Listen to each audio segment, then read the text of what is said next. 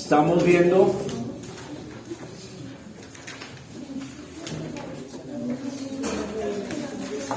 principios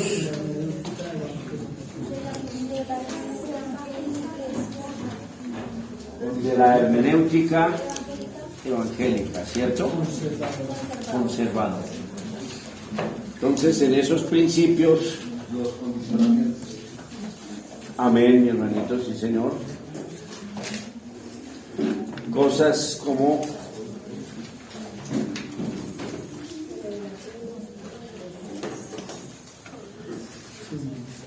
que Dios es real, Dios existe, ¿cierto?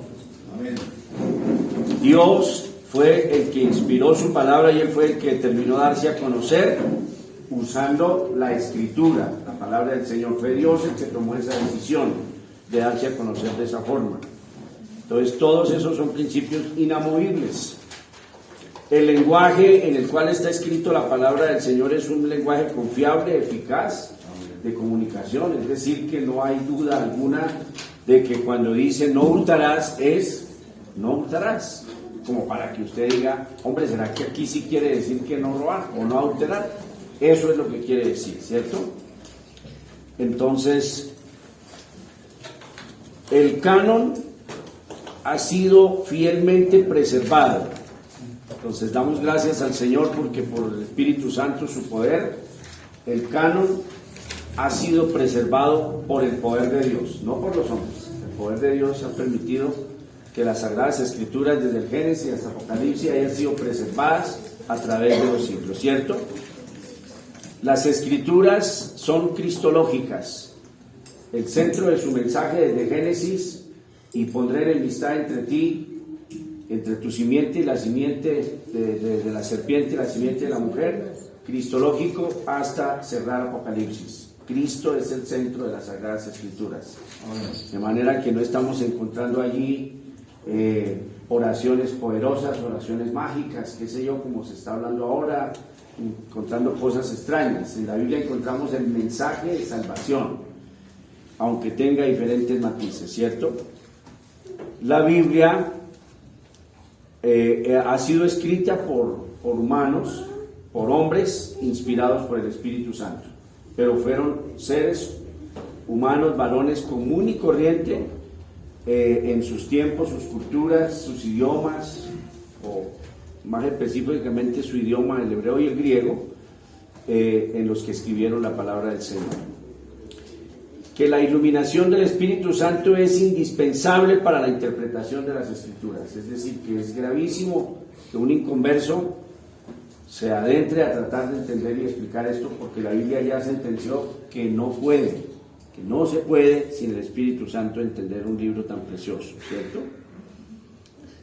Que el testimonio de los primeros cristianos respecto a la interpretación es algo a lo que nosotros respetaremos, estaremos ceñidos a lo que dijeron los primeros padres de la iglesia de los 2 primeros siglos. Bien, debe interpretarse las experiencias personales a la luz de la Biblia. Lo que quiere decir aquí es que es inamovible que la Biblia está por encima de toda experiencia personal. Es decir, tuve un sueño anoche. ¿Qué dice la Biblia? No, el hermano soñó, entonces ahora vamos a implementar en nuestra iglesia porque un ángel del cielo le dijo al hermano en sueños que había que hacer X o Y cosa. Pero entonces me acuerdo que hay un texto en Gálatas donde dice, si nosotros mismos o un ángel del cielo trae un evangelio diferente, sea maldito. Entonces, hermanito, lo mejor es que ore al Señor por su sueño, ¿cierto? Bien, la Biblia tiene un propósito espiritual y ético, es decir, la palabra del Señor es la que da esas pautas, tanto la formación espiritual, el crecimiento espiritual del creyente, como también su formación ética. Es decir, la Biblia transforma vidas, cambia vidas y nuestros estilos de vida se transforman, ¿cierto? Y llegamos al último, que no sé si íbamos numerando, no sé si íbamos numerando. ¿Sí? Bien, entonces, ¿cómo se llama el 13? Ese 13 es importante. La revelación es progresiva.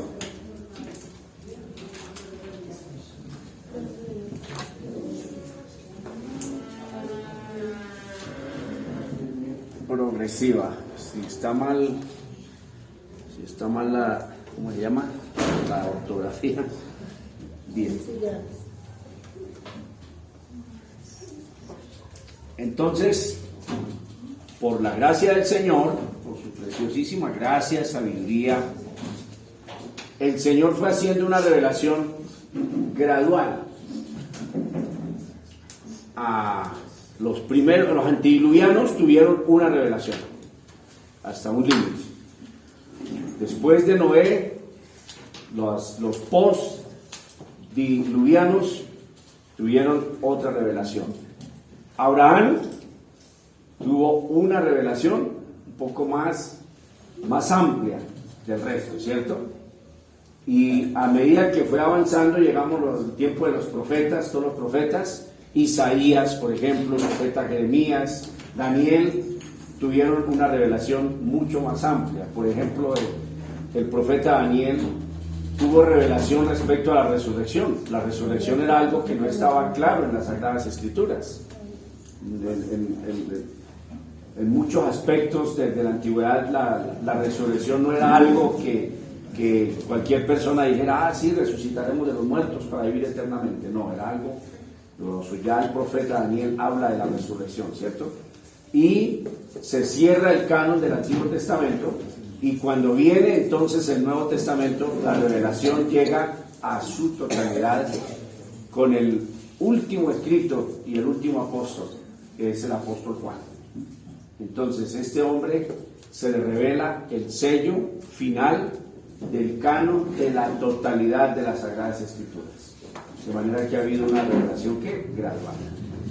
Para esto vamos a analizar un pasaje, por ejemplo en Efesios. Vamos a Efesios, coloquen ahí en sus apuntes de Efesios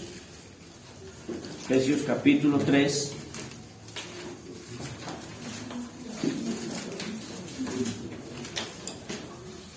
El altísimo porcentaje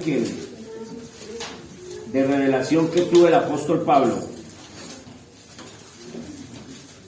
El apóstol Pablo se convierte camino a Damasco. El Espíritu Santo comienza entonces a guiarlo, a orientarlo. No recibe el Evangelio, es algo preciosísimo. Ananías oró por él para que recibiera la vista. Pero el apóstol Pablo no es ni formado, ni evangelizado, ni formado por los apóstoles. Porque a veces no leemos con cuidado, sino pensamos que de pronto el apóstol Pedro le dijo, bueno, Pablo, entonces usted ahora, ayer me perseguía, ¿no? Ahora siéntate ahí, ahora a ver, escriba, no. Entonces, el apóstol Pablo es llevado a Arabia, ¿cierto? Probablemente de los nabateos, y él dura por lo menos 13 años recibiendo esa revelación directa del Señor Jesucristo.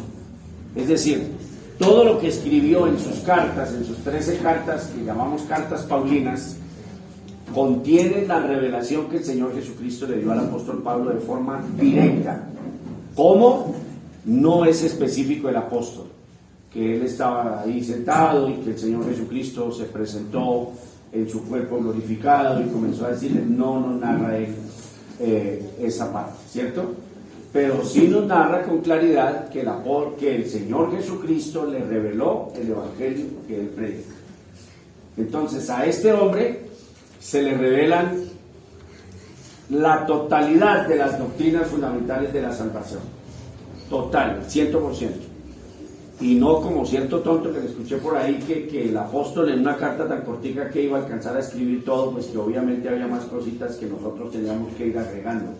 O sea, tiene que ser uno muy mal de la cabeza para decir eso. La Biblia es suficiente, lo que ella dice es todo lo que necesitamos saber. Usted no necesita saber ninguna cosa más. Lo que ella dice es todo, suficiente para la fe, ¿cierto? Bien, Efesios dije. Leemos a partir del 1. Vamos a leer con mucha atención sobre este punto de la revelación progresiva. Por esta causa, yo Pablo, es decir, por lo que ha dicho en el capítulo 2, a veces por esta causa y nos quedamos enredados de que ¿cuál causa será? Pues hombre, va a leer el capítulo 2 para saber cuál causa. Por esta causa yo, Pablo, prisionero de Cristo Jesús por vosotros los gentiles, si es que habéis oído de la administración de la gracia de Dios que me fue dada para con vosotros. Entonces, noten la claridad con lo que el pasaje está hablando. Miren. Si es que habéis oído de la administración de la gracia de Dios que me fue dada para con vosotros, que por revelación me fue declarado el misterio, como antes lo he escrito brevemente. Pues ya nos está diciendo con claridad que fue una revelación que recibió.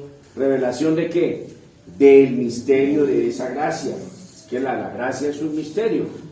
Nuestra iglesia pasaron años que nunca se escuchaba un sermón sobre la gracia. Quizá muchísimo arrepentimiento, quizá todo esto deje de comportarse de tal manera. Yo no estoy diciendo que estuviera mal hacerlo, pero nunca aprendimos, yo nunca aprendí en mi infancia respecto a este misterio tan profundo que es la gracia. Entonces las doctrinas de la gracia son amplias y están todas en las cartas del apóstol Pablo, que antes de la fundación del mundo el Señor escribió en un libro el nombre de Marcela, lo escribió, y que Él mismo decretó y determinó cuándo naciera nuestra hermana, de qué padres, de qué familia y en qué momento naciera ella y en qué momento conociera al Señor, y los altibajos y el momento de nuestra muerte, etcétera, etcétera, todo, porque Él lo determinó de esa manera. Para un grupo de la iglesia evangélica esto es una locura. Es más, leí hoy que decían las peligrosas doctrinas y predicaciones del calvinismo, que es peligroso. Yo no entiendo qué será peligroso que lo hayan escogido a ustedes antes de la fundación del mundo, no sé. Que de pronto usted, ¿qué le pase, José, como que el Señor lo haya escogido? Yo lo que veo es que si el Señor me escogió antes de la fundación del mundo, pues yo llego a ser cristiano y a cumplir los propósitos del Señor, ¿cierto? Entonces hay un sector de la iglesia evangélica que anda enredada. No cabe en su cabeza que el Señor haya elegido a un grupo de personas antes de la fundación del mundo, ¿cierto? Pues el apóstol le está diciendo a los efesios que hay una administración de gracia que le fue revelada a él y que él ahora se las va a enseñar a los efesios, ¿cierto? Dice, leyendo, lo cual podéis entender, es decir, que cuando lean las cartas de él, cuando lean estas cartas, dice, leyendo lo cual podréis entender cuál sea mi conocimiento en el misterio de Cristo. ¿Queda claro? A medida que vayamos leyendo las cartas del apóstol, comenzamos a darnos cuenta de ese conocimiento. Otra vez vuelve y dice que es que un misterio.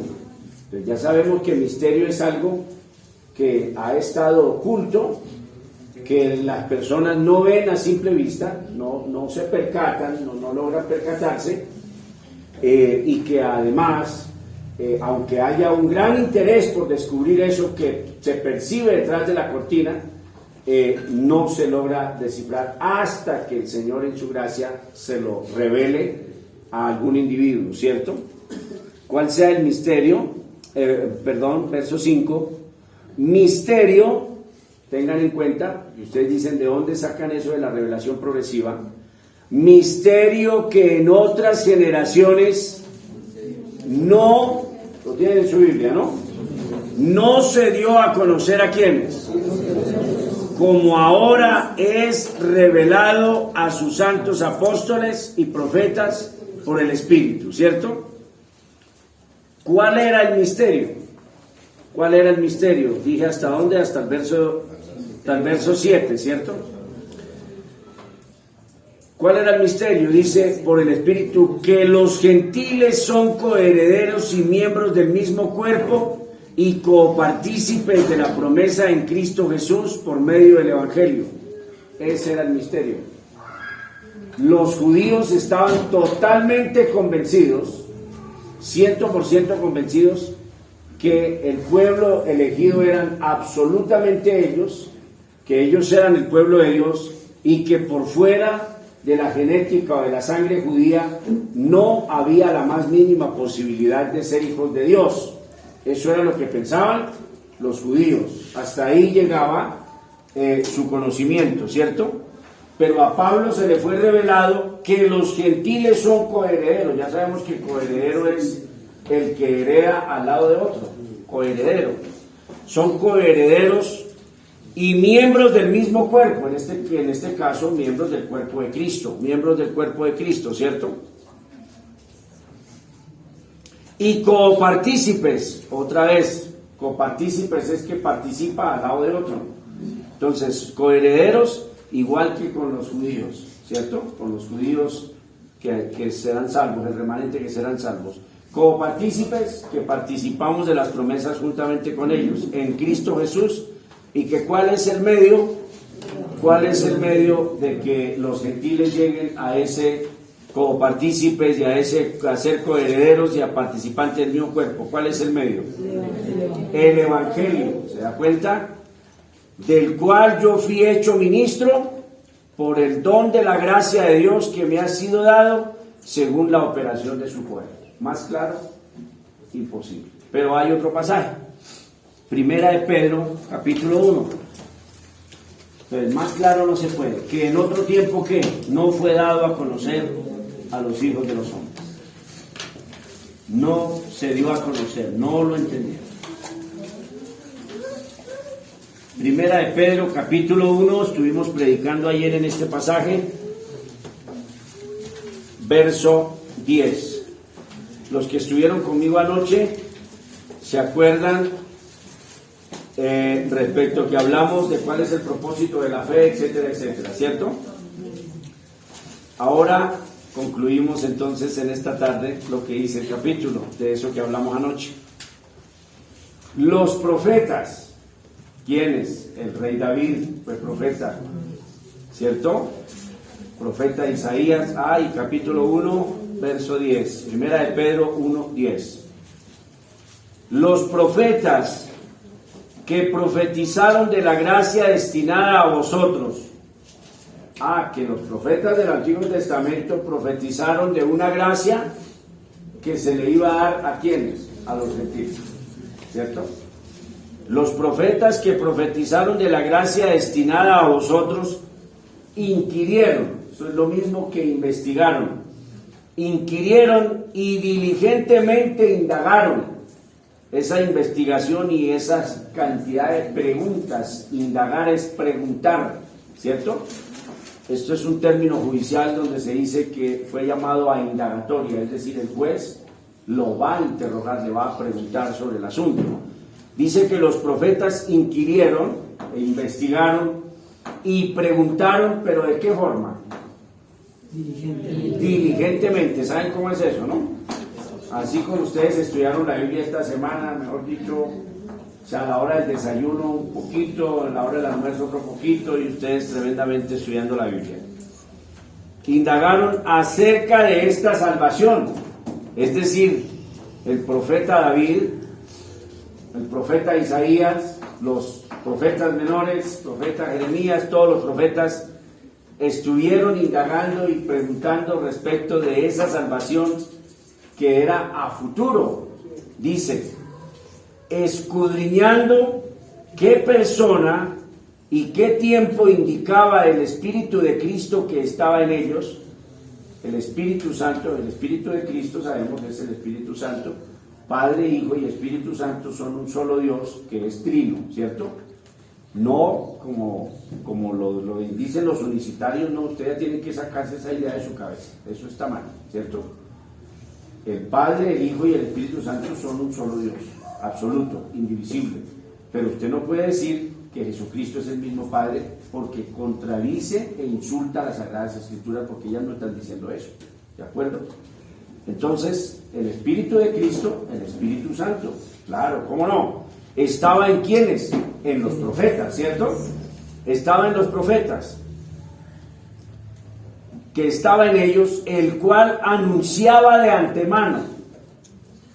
Entonces, el profeta Isaías, cuando le es revelado lo de el siervo de Jehová, entonces va el profeta escribiendo y dice, mi siervo, que él va a enviar a su siervo, el siervo de Jehová, y que el siervo de Jehová va a sufrir. Y entonces escribe Isaías 53. ¿Quién ha creído en nuestro anuncio sobre quién se ha manifestado el brazo de Jehová?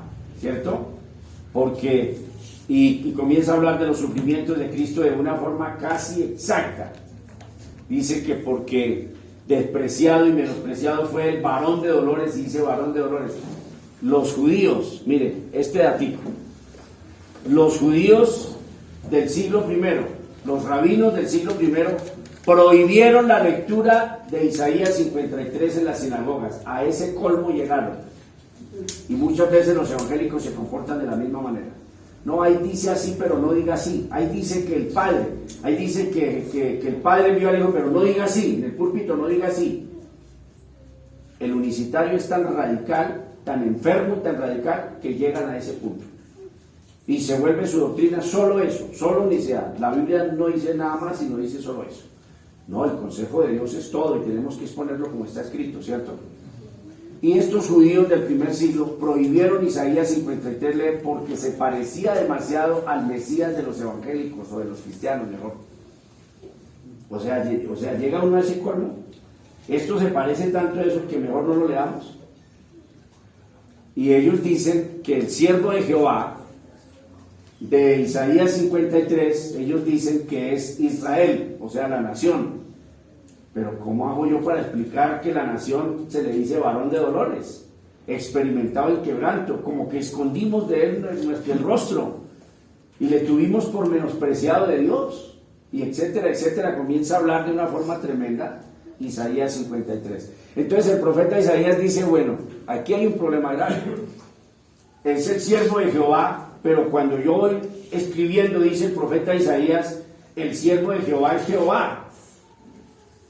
Y entonces quedaba él en una encrucijada sobre esa revelación tan impresionante, porque no se sabía cómo era que podían coordinar la profecía que estaban escribiendo de la salvación, ¿cierto? El siervo de Jehová, pero el siervo de Jehová es Jehová, porque el Señor Jesucristo es el Jehová del Antiguo Testamento. Él es el Jehová, Él es las teofanías del Antiguo Testamento. Ya saben que teofanía es toda aparición de Dios con forma humana, ¿cierto? Esa manifestación de Dios, o antropomorfis o antropomorfe, que es con forma humana Dios manifestándose, ¿cierto? Entonces Isaías pregunta y dice, bueno, aquí esto está difícil, porque estoy hablando del siervo de Jehová, pero el siervo de Jehová es Jehová. ¿Cómo puede ser eso? ¿Cierto? Y David escribe, dijo el Señor a mi Señor. Dice David, pero ¿por qué el Señor me pone a decir esto? Dijo el Señor, o sea, Dios el Padre, a mi Señor. Pues mi Señor solamente le dice a Dios.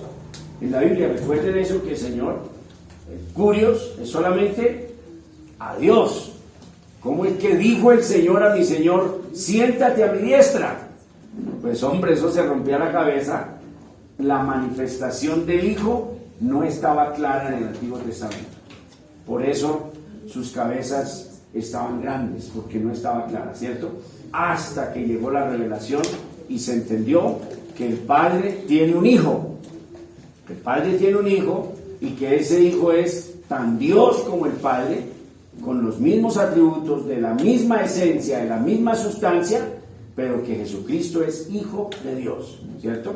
Y lo entendieron los apóstoles. Ahora está diciendo que estas personas indagaron, anunciaban de antemano. ¿Qué anunciaban de antemano todos esos profetas? Los sufrimientos de Cristo. ¿Y qué más cosas profetizaron ellos? Las glorias que Cristo hace. Tremendo, ¿cierto? A estos se les reveló que no para sí mismos, miren, a esos profetas, se les reveló que no para sí mismos, sino para nosotros, administraban las cosas que ahora os son anunciadas por los que os han predicado el Evangelio, por el Espíritu Santo enviado del cielo, cosas en las cuales anhelan mirar los ángeles. Y uno le da pereza estudiar la Biblia, le da pereza toda esta experiencia del cristianismo, y los ángeles anhelan sentir qué es el perdón, qué es la gracia, no tienen la menor idea. Ellos son criaturas santas que están al lado de su Creador, pero ellos quisieran experimentar por qué ese amor de Dios para con la raza humana que ellos administran para nosotros. Los ángeles son administradores en nuestro favor y ellos quieren experimentar eso, esa relación estrecha que hay como de esposos, ¿cierto? Entonces, noten ustedes que ahí está la revelación. Entonces, la tarea que van a hacer aquí es, esto lo van a encontrar muy fácil, pero igual se la voy a dejar, no interesa. Eso lo van a encontrar ustedes muy fácil. Entonces, tarea de este punto. De Génesis 12:3 van a buscar en el Nuevo Testamento su revelación, la revelación de Génesis 12:3. Génesis 12:3, Génesis capítulo 12, verso 3. Van a buscar su paralelo, su revelación en el Nuevo Testamento. ¿Listo? ¿Dónde está? De Mateo a Apocalipsis lo van a encontrar. Y van a buscar Isaías 49:6. O sea, van a leer Isaías 49:6 y van a buscar su revelación en el Nuevo Testamento, ¿cierto? Isaías 49:6. Es muy fácil porque ustedes se van a percatar que las Biblias tienen ya, es más, yo creo que ya algunos de ustedes ya lo encontraron. Sí, yo creo que ya lo encontraron ahí. ¿Por qué? Porque a las Biblias, al tener concordancias y al tener referencias y al tener todo eso, usted lo busca ahí y la Biblia de una vez lo envía a donde está la referencia. Pero entonces, ya lo encontraron. Sí, pastor, ya hicimos la tarea. Ya presento mi tarea. Entonces, lo que van a hacer es leer los 4 pasajes y entonces ustedes me van a hacer su comentario sobre por qué, es decir, por qué damos por sentado que en el Nuevo Testamento está la revelación de lo que se dijo allá en el Antiguo Testamento, ¿cierto? Hacen su comentario. Bien hechecito, un comentario a la altura de lo que están aprendiendo. No tonterías, sino bien bonito, ¿listo? Tenemos que ir creciendo, ir esforzándonos por crecer y ya nosotros no decimos cosas simplonas, superficiales, sino sabemos hablar, como hablábamos anoche, la predicación del Evangelio a los perdidos. No es ven a nuestra iglesia y tus problemas se resuelven. Eso dejémosle esa tontería por allá al Evangelio de la prosperidad. Nosotros predicamos correctamente el Evangelio por la gracia del Señor. ¿Qué es? Vengan a Cristo para la salvación de su alma, ¿cierto? Pero me voy a sanar, no le garantizamos su merced. Vamos a orar por usted, sí, pero lo más seguro es que pronto le muera esta semana. No es mejor. Pero que sea salvo, reciba a Cristo, ¿cierto? Bien. Título. Entonces vamos al título.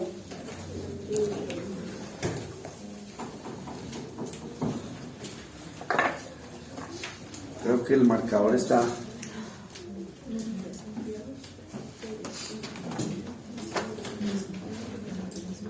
Sistemas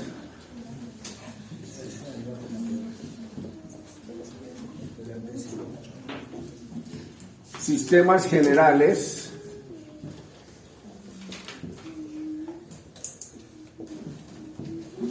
de interpretación.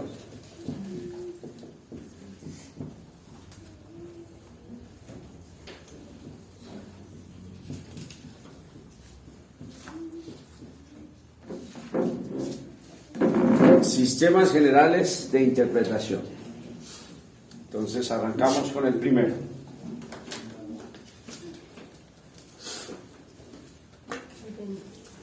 Desde un principio dijimos que estamos estudiando las leyes de interpretación, que hay leyes de interpretación. Entonces, así como hay leyes de tránsito, y toda persona que se sube a un carro, se sube al volante, tiene que tener conocimiento de las leyes de tránsito, y así sucesivamente.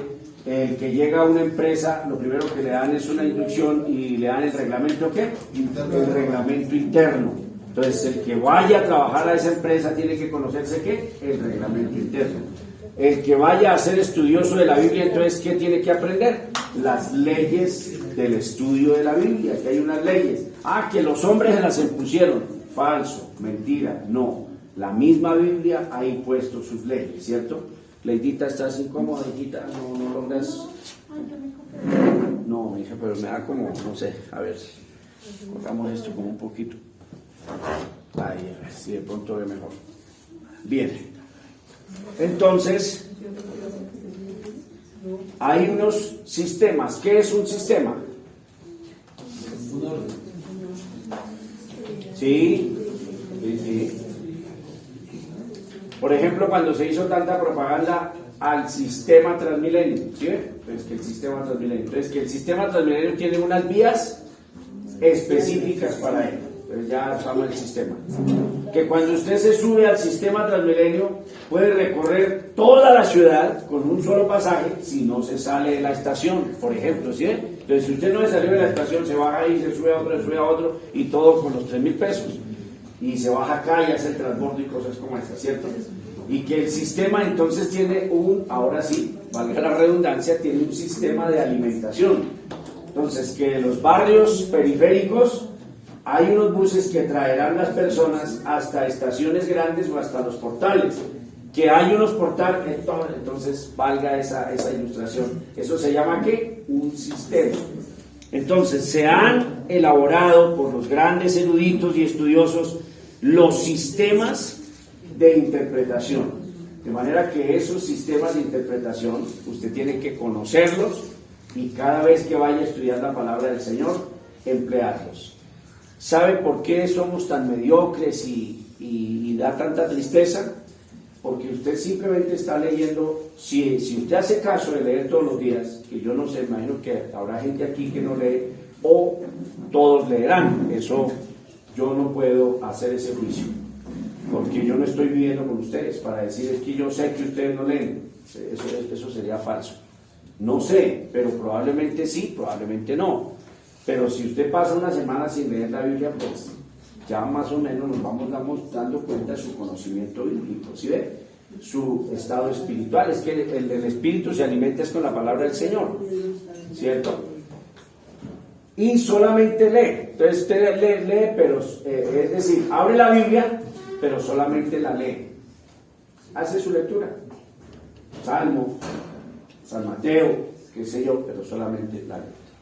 De leer a estudiar hay una distancia abismal, como el cielo a la tierra, entre leer y estudiar. Entonces, cuando usted es estudioso de la Biblia, tiene que sacar por lo menos una hora, mínimo una hora, que eso es irrisorio, es ridículo, pero en una hora se estudia, ¿cómo no? Pero por lo menos 2-3 horas de estudio, donde siempre hay que tener ese cuaderno, ese borrador, esa libreta de apuntes, hay que tener siempre diccionario, hay que tener todas esas herramientas que también lo vamos a ver aquí en Hermenéutica, cuáles son las herramientas, ¿cierto? Y conocer el sistema. Entonces, si nunca nos han dado el sistema, porque para ir a seminario toca ir a un seminario, matricularse, pagar, asistir, no sé, de 6 a 9, etcétera, etcétera, todos no podemos. Y los pastores dicen pues que de pronto van seminarios, pero a ciertas personas exclusivas, pues vamos entonces quedando atrasados. Y quizás sean muy pocas las iglesias que hacen esto. No es lo que esta es la única, no, quizás habrá muchas, como quizás serán pocas. Entonces es el sentir de mi corazón de que todos tengan acceso por lo menos a esto básico. Vuelvo y digo, cuando ustedes vayan al seminario internacional, al seminario no sé qué latinoamericano, ustedes dicen, no, nuestro pastor fue pobrecito, no le digamos porque él se va a frustrar, no le digamos, no sabía nada, pero por lo menos ustedes van a decir, se esforzó y se sacrificó por darnos a conocer lo poquito que él sabía. ¿Listo? Entonces, si usted no sabe el sistema, volvamos al ejemplo de Transmilenio, si usted no sabe que no saliéndose de la estación no paga, pues entonces seguramente usted dice, tocará salir y volver a entrar porque claro, como me bajé aquí. O si usted no sabe que hay un sistema de transbordo, pues entonces usted seguramente vuelve y paga o cosas como esas, ¿cierto? A manera de ejemplo. Si no sabemos los sistemas, por ejemplo, de la revelación progresiva, entonces usted se enreda con cosas, dice, pero aquí ya debieron de haberlo sabido, o aquí ya debería estar escrito. ¿Por qué no lo encuentro escrito en Génesis? Es que en Génesis todavía no se había dado esa revelación que está en el Éxodo, ¿cierto? Hombre, pero aquí debería estar en en el Éxodo, en Levítico, en Números, es que en Números y en Levítico y Deuteronomio no estaba la revelación del profeta Isaías, ¿cierto? Ha sido, ya, pues yo ya sé que esto es progresivo, entonces comprendo las cosas. Creo que lo que juega en mi contra es que hablo demasiado. Entonces vamos a ver, lo primero, interpretación histórica, de paréntesis, contexto histórico.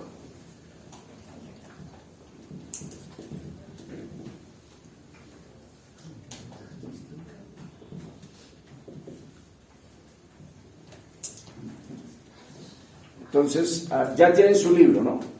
¿Ya tienen su libro? Sí. Sí. ¿O no lo han escogido hasta Absurda Stories? Sí. Entonces, mis amores, tienen que, ya les dije desde el comienzo que hay que escoger ya un libro, ojalá corto. Que si se avientan con Isaías, pues envalentones y echen para adelante, que eso no es imposible. Pero tiene harto trabajo, hartísimo trabajo. Porque tiene que leerse por lo menos unas 10 o 20 veces el profeta Isaías. Leerlo, conocer todo lo que está diciendo allí, memorizarlo, tener en cuenta el aspecto del profeta Isaías. Pero les aconsejo un libro corto, listo, sea el Antiguo Testamento o el Nuevo Testamento, pero tener su libro. Dice Neidita, yo ya lo escogí.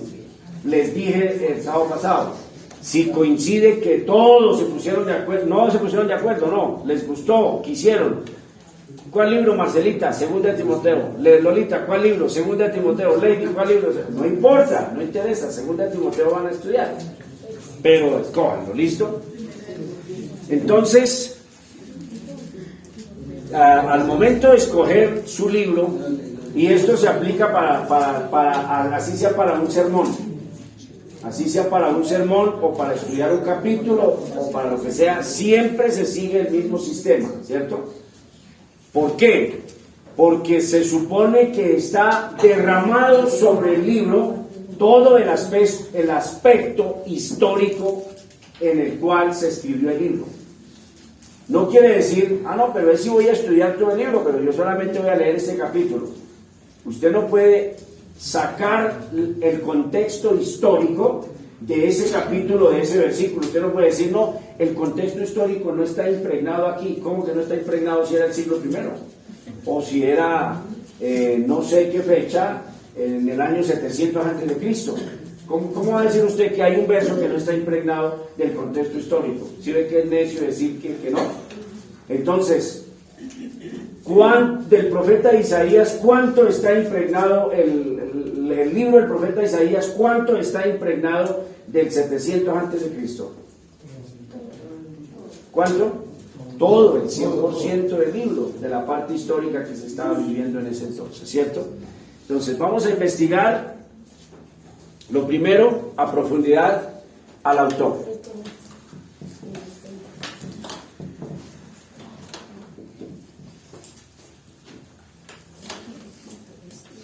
Vamos a investigar al autor.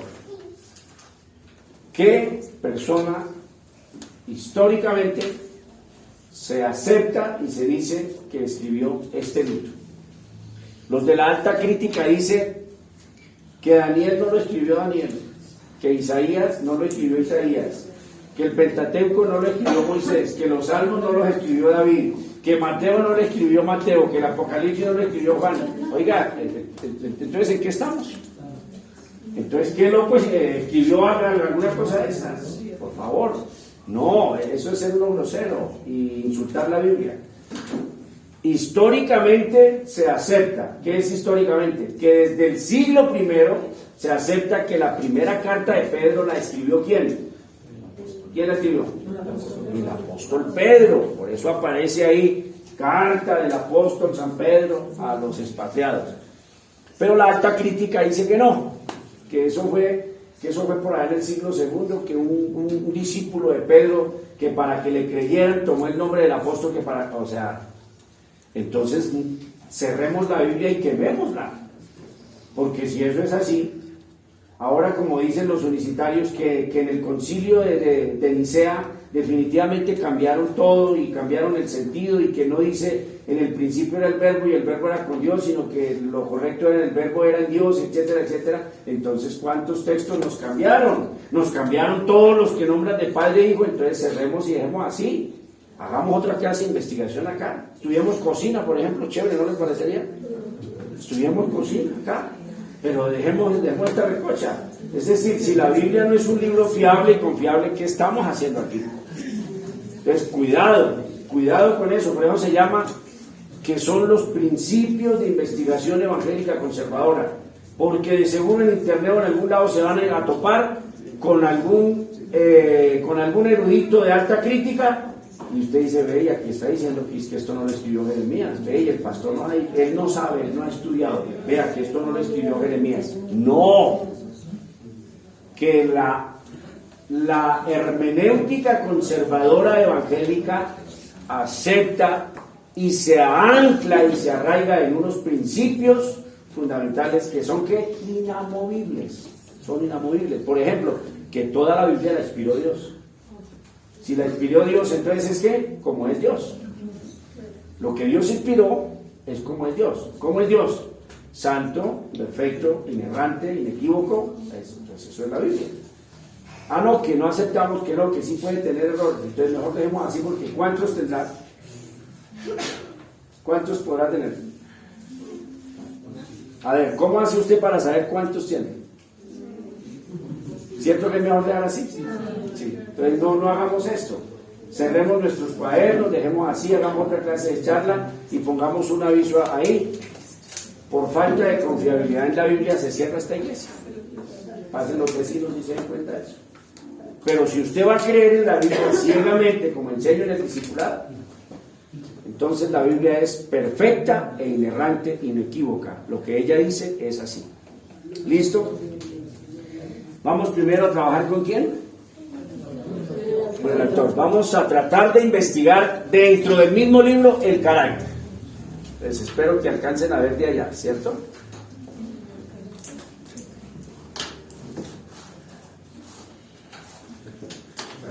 Por ejemplo, si estudian Gálatas, ¿alcanzamos a percibir en Gálatas el carácter del apóstol Pablo? ¿Sí? Más o menos. Y si usted lo lee existencialmente, entonces usted dice, me transporto, estoy en Galacia.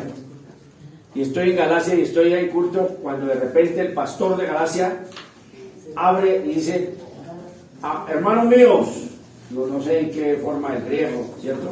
Entonces, hermanos míos, el apóstol Pablo os ha escrito una carta, escuchad. Oh Gálatas, estúpidos idiotas. ¡Wow!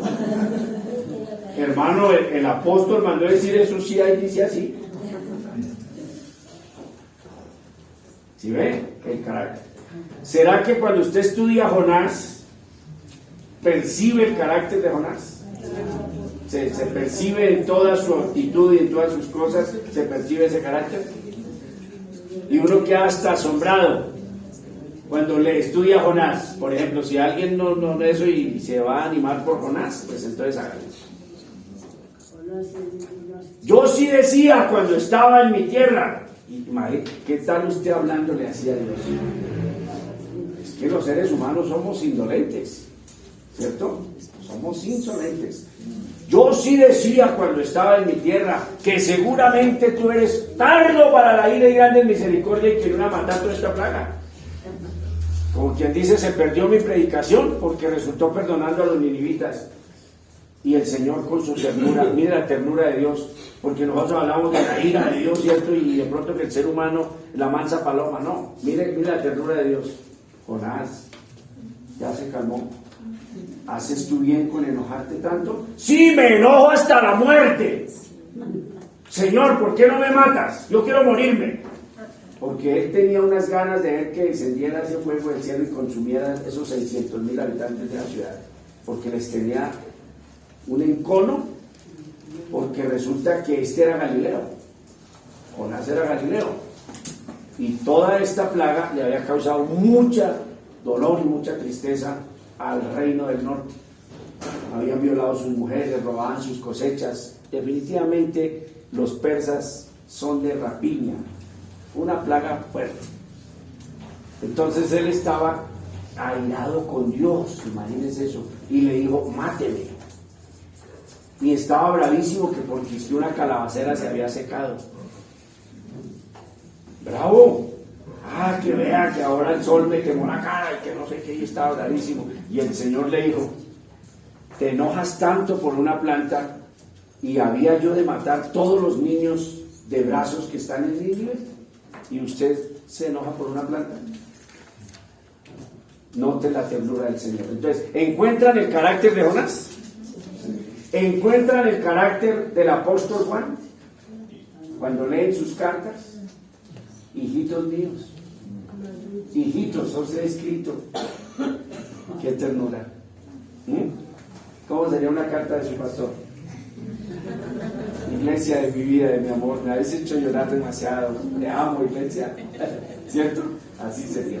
Entonces hay que encontrar el carácter de quién, del autor. Está ahí implícito, está implícito. Ojo con la palabra, con todas esas palabras. Mire, cuando yo digo una palabra extraña, de una vez deténganme, que no la conocen bien. Implícito y explícito son dos palabras que son ambiguas, o bueno, paralelas, más bien. Entonces, implícito es que no lo dice, no está diciendo como algo que, y fuimos por la tarde, pues eso es explícito, ¿cierto?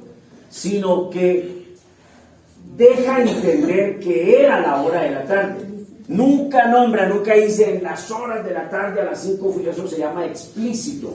Nombra la hora, dice a las 5 de la tarde fuimos. Implícito es que usted dice, ve, estuvimos por la mañana, aquí deja implícito que fue por la tarde que pasó esto, pero no lo dice, ¿cierto? Entonces, el carácter del autor siempre estará implícito en los escritos, ¿cierto? Así que espero que disfruten mucho el estudio de su libro, del libro que van a estudiar, y el trabajo ya lo hicieron por ustedes. Si hoy no estudiamos la Biblia, somos una parranda de perezosos y de sinvergüenzas, porque el trabajo ya lo hicieron otras personas. ¿Quién estudió sobre todos estos contextos históricos? Ya lo hicieron, ya están las Biblias hechas, ya está todo este trabajo hecho. ¿Listo?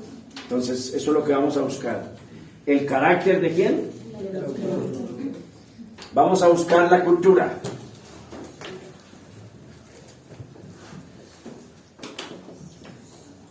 Vamos a buscar la cultura y van a encontrar entonces que aparecen ahí, nombran monedas, ¿cierto? Y dice, ve, esto no era el Imperio Romano todavía, no aparece el denario, aparece otra clase de moneda. El sistema económico, por ejemplo, van a encontrar en la cultura las comidas, van a encontrar la ropa, todo eso van ustedes encontrando a medida que van estudiando la cultura, ¿cierto? Pero hay una parte aquí interesante, el ambiente social.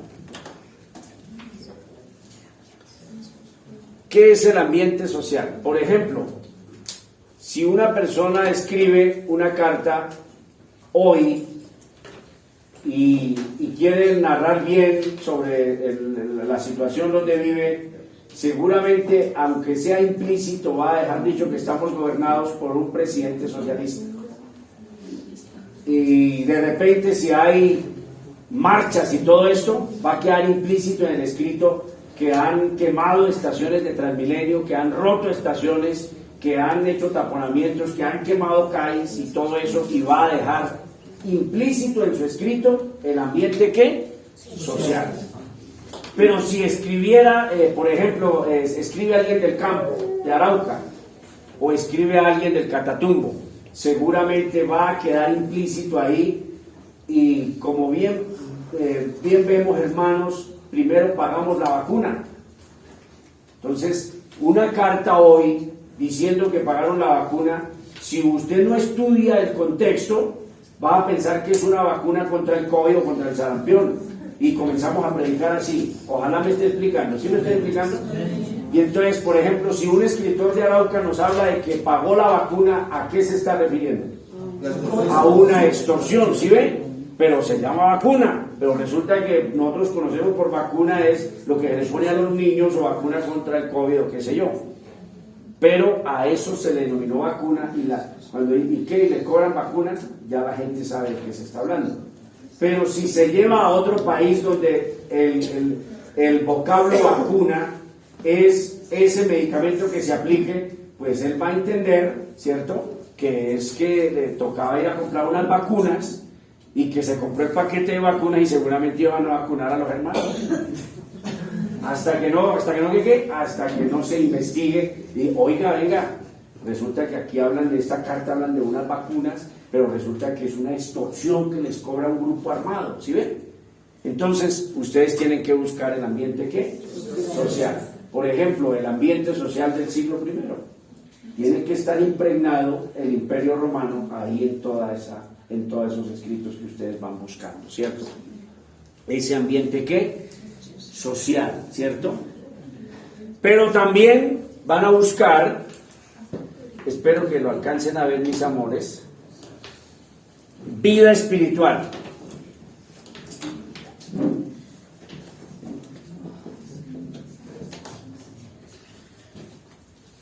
Me perdonan si dije muy pegadito aquí.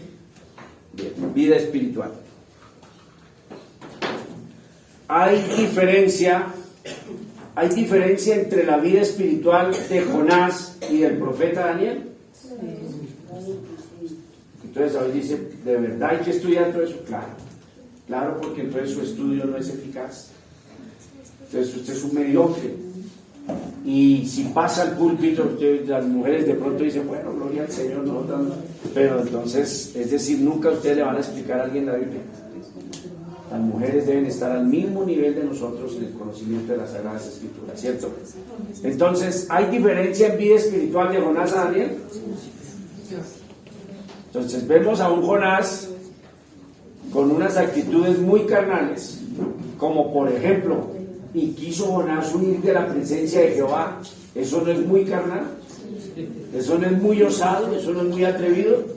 Y antes se acostó y el patrón de la barca, como decir el comandante de la barca, le dijo, dormirón. Se puso bravo porque estaba eso que ya se naufragaba y la barca se rompía, y dice que madre roncaba. ¿Y quién ronca? No, pues el judío que está allá acostado abajo. ¿Cómo así? Y baja ese tipo bravísimo. Hola, dormirón, órele a su Dios a ver si de pronto el suyo sí nos contesta. Y antes se para tranquilo, iba huyendo de la presencia de Jehová. Ahora, cuando usted mira vida espiritual de Daniel, y propuso Daniel en su corazón no contaminarse con la comida del rey, y oraba Daniel 3 veces al día y abría las puertas de su cuarto con dirección a él. ¿Era un hombre santo? Era un hombre santo. Carácter distinto. ¿Ambos profetas de Dios? Sí, Señor. Nunca dice que Jonás no era profeta de Dios. ¿En la iglesia podemos encontrar esos aspectos? Sí, Señor. Pastores así, irascibles, carnuditos, tremendos, y pastores santos, ¿cierto? Se pueden encontrar, pero son siervos del Señor. Entonces todo eso hay que estarlo investigando. Ambiente, vida espiritual. En definitiva, ahí que pronto en paréntesis, todo lo que tiene que ver con el autor original. Ahora hacen ustedes otro trabajito.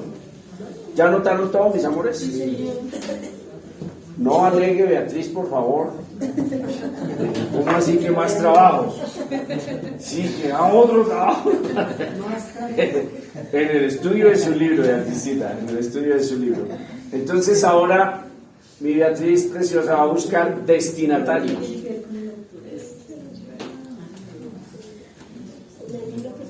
Sí. En el mío y me dice. Por ejemplo, mire, vea,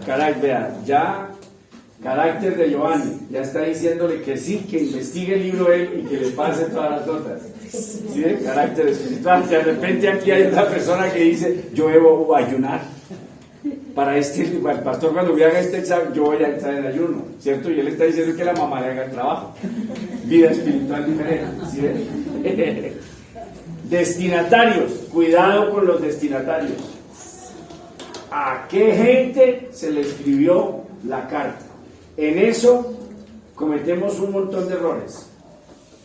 ¿En qué tiempo está hablando y a qué gente está hablando el libro? Entonces, los del Evangelio de la Prosperidad se devuelven al Génesis, se devuelven todo eso y traen esas cosas de allá para acá para que aplicarlas a nosotros. Traer de allá y traer para acá y aplicar, ¿cierto?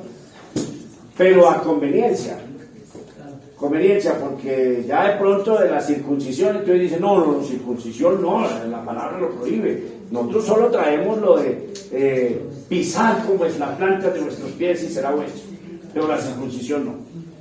Eso se llama conveniencia, eso se llama ser un infame. Tratar de ser selectivo con la Biblia, no. Entonces tenemos que investigar los destinatarios. ¿Ustedes saben qué es esto? Sí. O sea, ¿todos saben qué es esto? Sí. Si no se sabe, no hay que darle pena. O sea, el que sabe, sabe, listo, yo ya sé. Pero el que no sabe, ¿a qué gente se le mandó el libro? ¿A qué gente se le escribió? O no solamente que era que el libro de Reyes se le escribió a una persona, no. Entonces todo eso hay que investigar. Las cartas de Pablo fueron epístolas, cartas enviadas desde una ciudad a otra ciudad para una iglesia específica. El libro de los Reyes no es ninguna carta, es una cronología, son unas crónicas, son una historia que se escribió. Pero entonces, cuando se habla que Samuel estaba hablando, ¿a quién le estaba hablando? Cuando se narra que el profeta Jonás estaba hablando, ¿a quién le estaba hablando? A los ninivitas. Ok, está. Tiene que usted buscar quiénes eran los destinatarios, ¿cierto? Entonces, número uno, ¿quiénes son?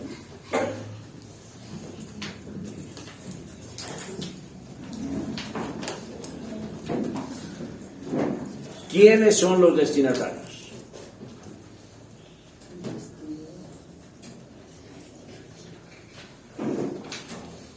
Y le aplican todo lo anterior del autor. Igual, todo lo anterior del autor se lo aplican a los destinatarios también. Es decir, cultura, costumbres, ambiente social, todo esto, ¿cierto? Por ejemplo, mire cómo termina las crónicas. Entonces uno dice, aquí hay una cosa social tremenda. Vayamos a crónicas. Les dije que esto era con la Biblia, ¿no?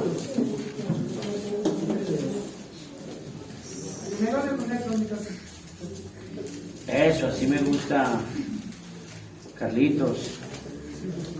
Sí, hay dos crónicas, correcto, Carlos, muy bien. Busquemos segunda.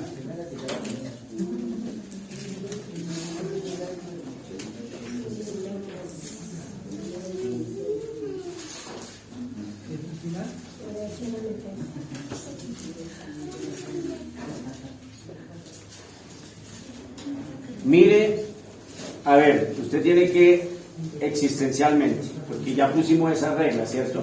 Existencial. Entonces, alguno de ustedes dice, voy a estudiar crónicas, y se va hacia el final, dice, termino el libro. Y usted tiene que percatarse el ambiente. Segunda 36, segunda de Crónicas 36.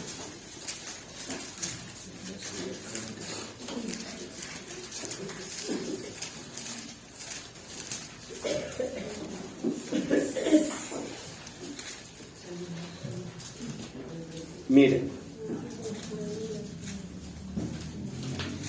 voy a tratar de hacerlo rápido, ¿no?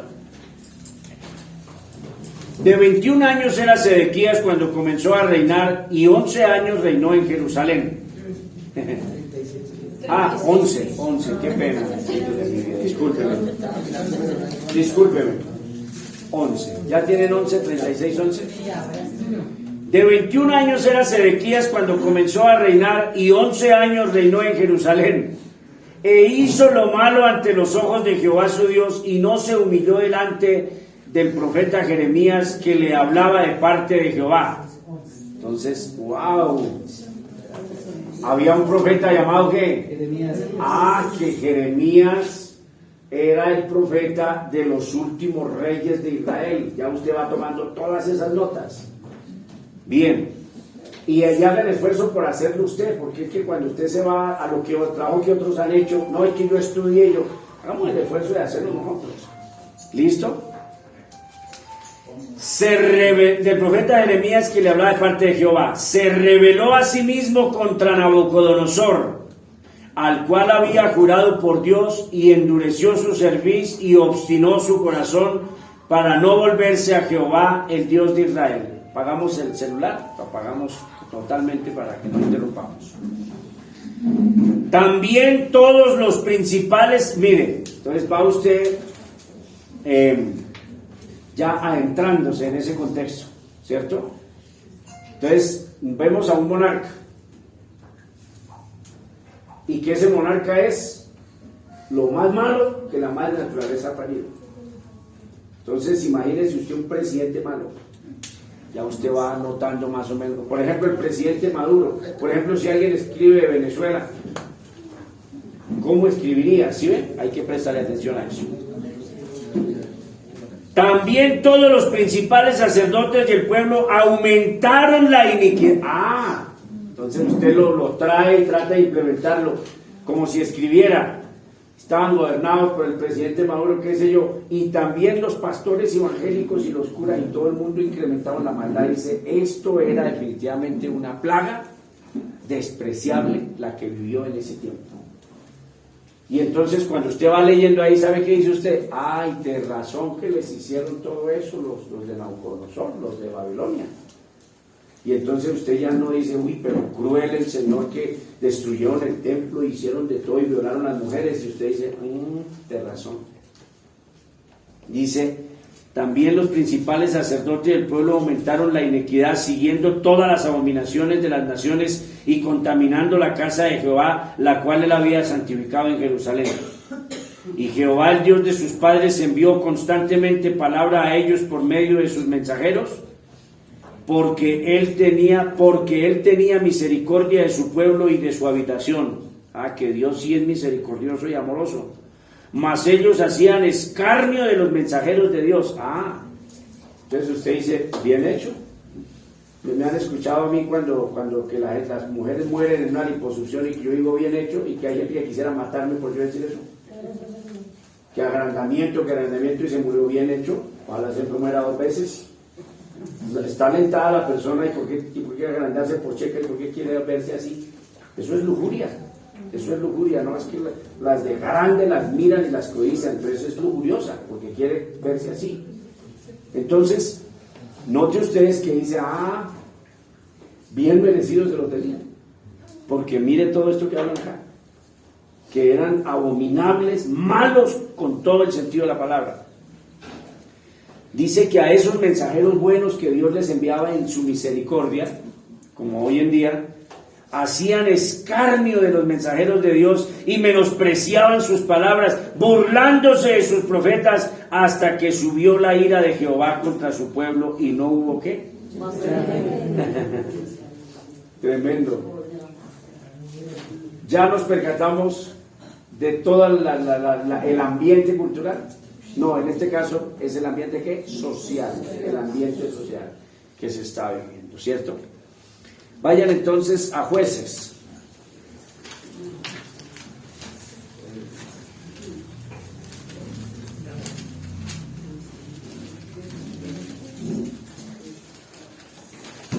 Cuando uno pone los ejemplos,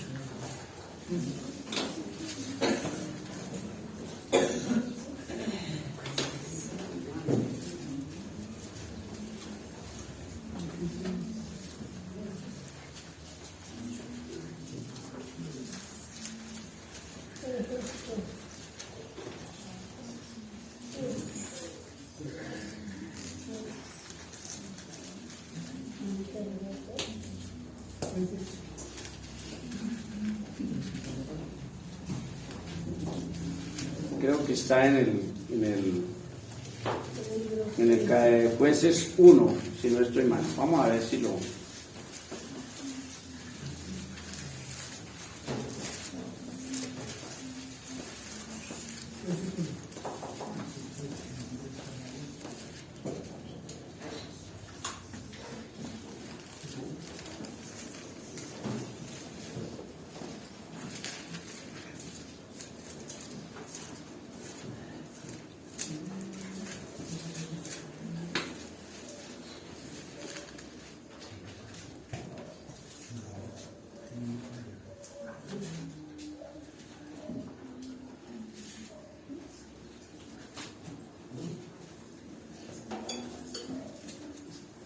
Creo que lo he refundido.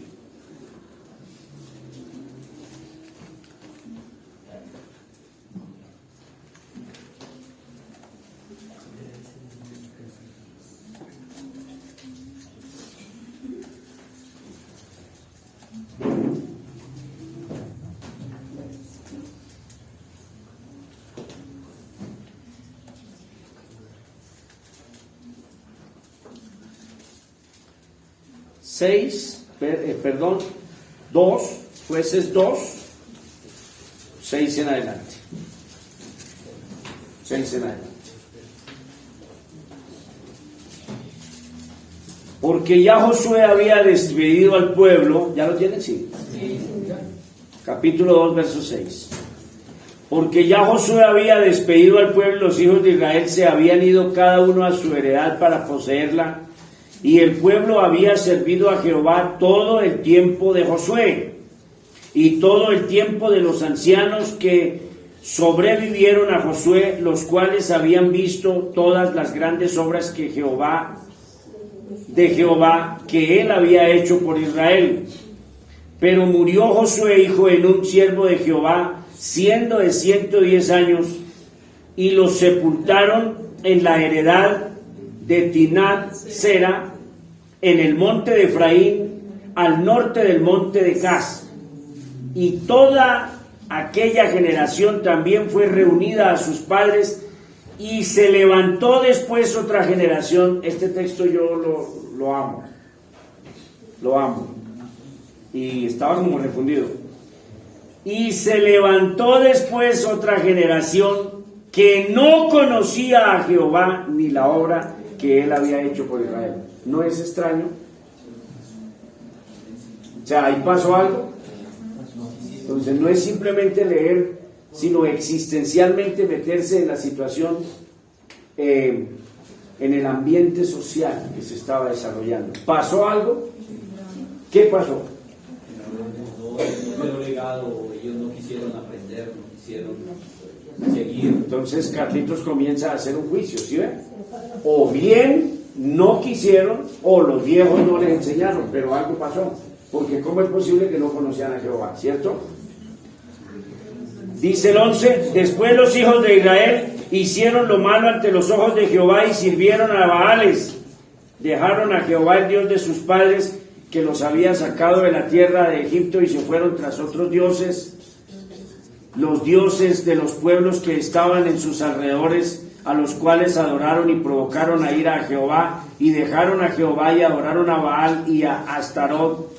Y se encendió contra Israel el furor de Jehová, el cual los entregó en manos de robadores que los despojaron, y los vendió en manos de sus enemigos alrededor, y no pudieron hacer frente a sus enemigos. Por donde quiera que salían, la mano de Jehová estaba contra ellos para mal, como Jehová había dicho y como Jehová se lo había jurado, y tuvieron grande aflicción. ¿Cierto? Entonces, todas estas cosas deben llamarnos la atención cuando hagamos nuestro estudio. ¿Listo? ¿Qué más habla por ahí? Ahora buscamos aquí el propósito.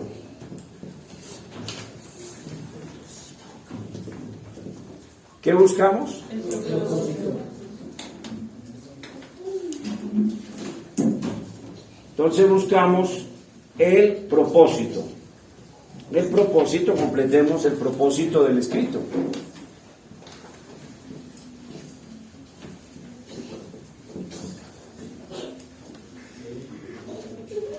Notan ustedes que en aquello del propósito hay que ser juiciosos, ponerle mucha atención.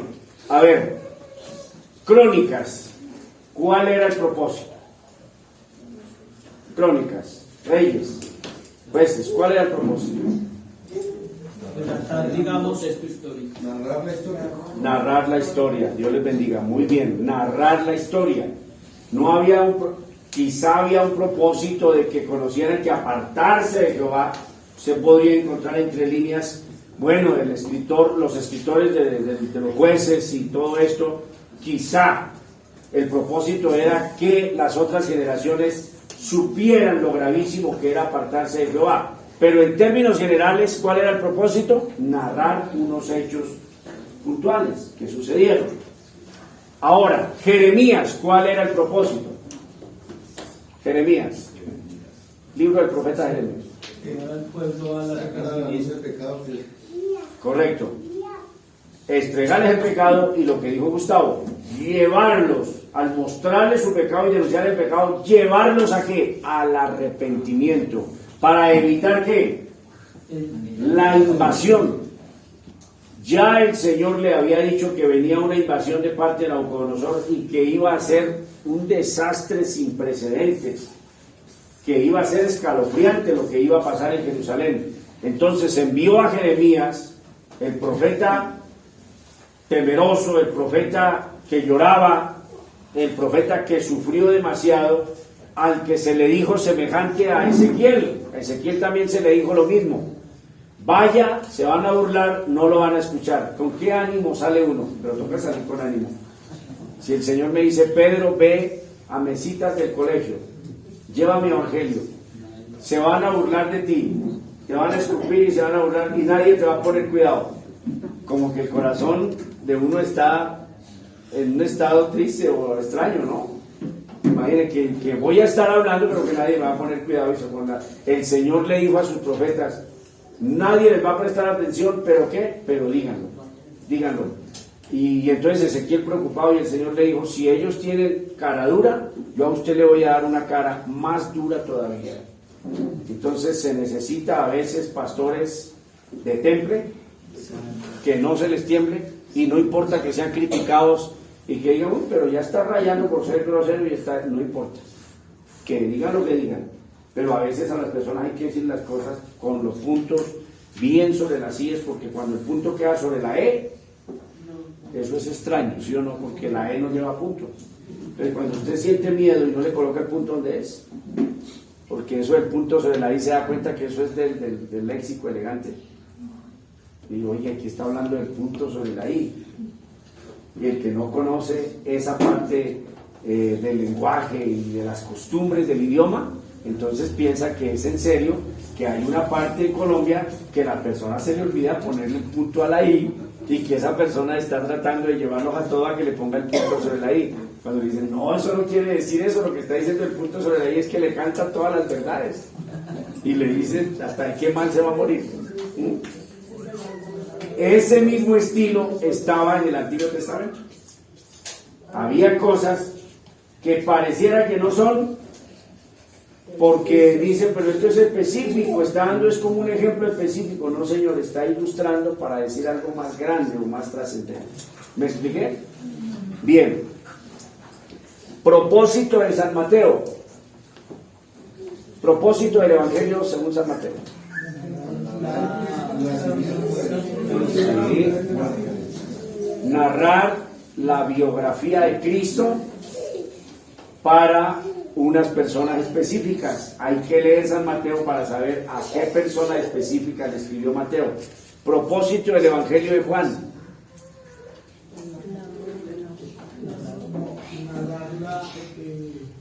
Los hechos de Cristo. También habla de la biografía de Cristo. La existencia de Cristo.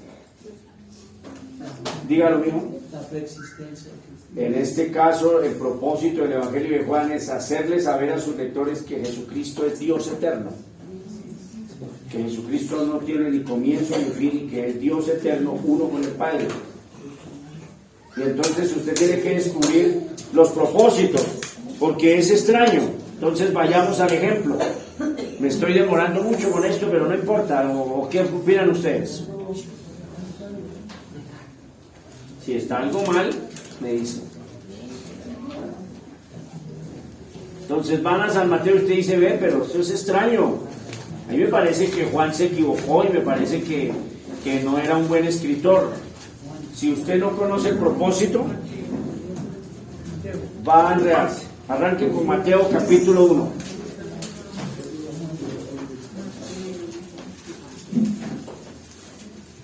Desde que usted abre, entonces cuando no sabemos todos estos sistemas, simplemente uno dice, ve, tan raro, arrancó diciendo que hijo de no sé quién y que hijo de no sé quién, tan raro, ¿cierto?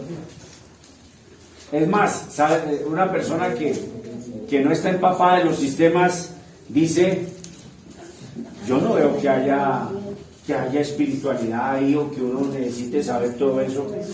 David engendró a Salomón, Salomón engendró a Roboam. Y la persona podría juzgar de que eso es como engorroso, que no le encuentro yo sentido a que dé todos esos nombres. Cuando usted conoce el sistema hermenéutico, entonces dice, oiga, ¿y por qué le dio por empezar a escribir eso de la genealogía de los nombres de los papás de él? Entonces, le entra su interés por saber por qué esa persona arrancó su libro así, de esa forma. Es extraño. De repente, cuando usted mira a Lucas arrancó diferente. ¿Y por qué Mateo le da por comenzar así? Mire, libro de la genealogía de Jesucristo, hijo de David, hijo de Abraham. El primer versículo ya me dice el propósito. Que este evangelio va destinado a los judíos y que de una vez les arranca diciendo Jesucristo es el hijo de David. En otras palabras, Jesucristo es el Mesías prometido en el Antiguo Testamento, hijo de David. ¿Sí ven?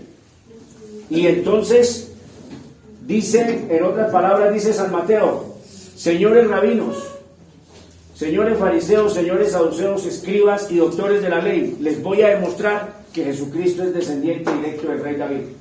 Se los voy a demostrar. No simplemente voy a hablar aquí, no, es que él debe ser, no debe ser, se los voy a demostrar con un listado. Y uno dice, wow, este tremendo sabía el listado, lo sabía. ¿Cómo investigó este Mateo? Este cobrador de impuestos era un tipo estudioso. Era un tipo estudioso, conocedor de la ley, no era Galileo, ¿cierto? Era un estudioso tremendo. Y miren, libro de la genealogía de Jesucristo, ¿hijo de quién? De David. ¿Y hijo de quién? De Abraham. Y entonces dice, como si dijera entre líneas, de repente si hubiera sido Beatriz, que es de más carácter y qué sé yo, hubiera escrito Beatriz, y se los voy a demostrar. Hubiera escrito ella primero eso así. Entonces miren, Abraham engendró a Isaac, y arranca. Y uno dice, qué locura saberse la lista hasta Cristo, increíble. A ver, nárrenme los nombres 5 generaciones atrás, Lina. No, Linita. Dime el nombre de tu mamá. Tu abuela, la mamá de ella. La mamá de ella. Si ve lo descuidados que somos. Si ve. Arranquemos a ver. Arranquemos, Julie. Vamos a arrancar. Mire, esto es interesante porque mire cómo se apasiona uno por la Biblia. A ver, Julie. Nombre de su mamá. Nombre de su abuelita. Nombre de su bisabuela. María. Nombre de su tatarabuela.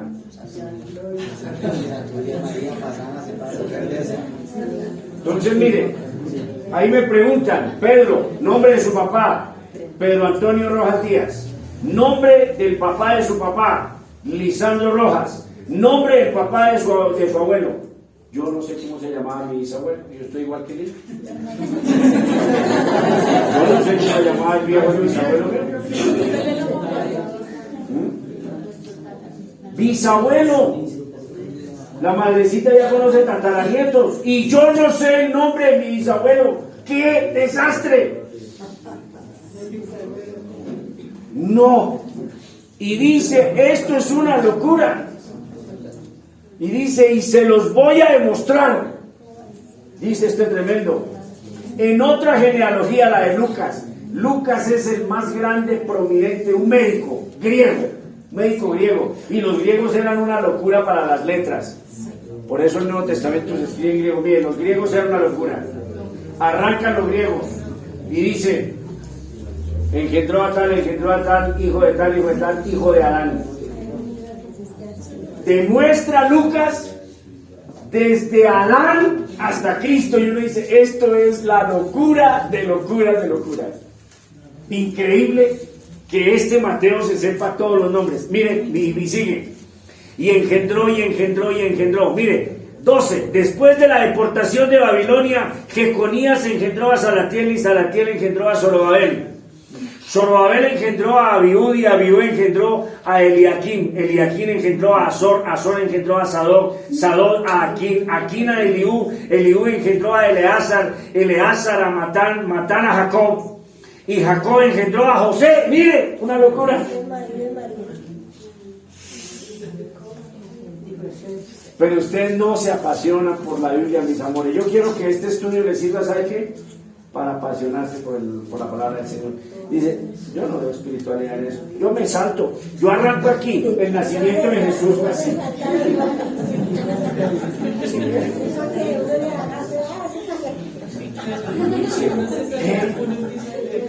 Qué locura preciosísima.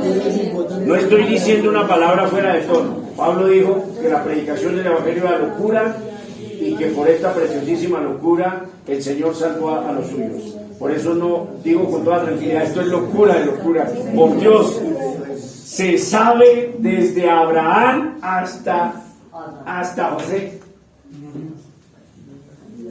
Y Lucas se va por la genealogía de María, porque resulta que si el judío es avispado, porque mire, el judío es avispado y le dice, caballero, disculpe, usted me ha dado la genealogía de José, pero es que José no era el papá de Jesús. Y entonces Lucas dice, ¿sabe qué? María también es descendiente del rey David, directa. Locura total. Entonces, papá putativo tenía que ser descendiente de David, papá putativo, o si no, no vale. Pero como definitivamente Jesús no era familiar de José, en comillas, porque sí lo era, pero no era su hijo, entonces alguien podría decir falso porque él no es el papá. Entonces el historiador le demostró que María era directa descendiente del rey David. Pero pues, no leemos la Biblia, no nos apasionamos. Entonces, propósito de San Mateo: demostrarle a los judíos que Jesucristo es hijo de David, el Mesías prometido. El cumplimiento de las profecías. Muy bien. Propósito del Evangelio de Juan.